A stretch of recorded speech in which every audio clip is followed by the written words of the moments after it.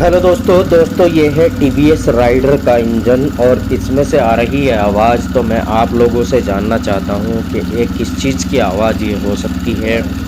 वैसे तो मैं वीडियो के लास्ट में मैं दिखाऊंगा भी कि ये किस चीज़ की आवाज़ निकली है, क्योंकि हम इसको खोलने वाले हैं गाड़ी को।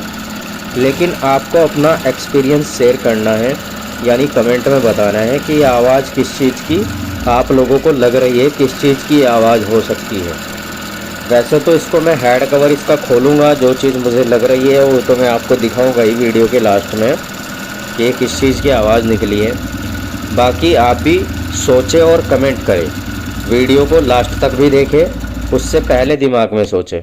तो इसके रोकर टूटे हुए निकले हैं दोस्तों, और केम में भी इसकी काफ़ी गड्ढा पड़ा हुआ है, निशान आया है।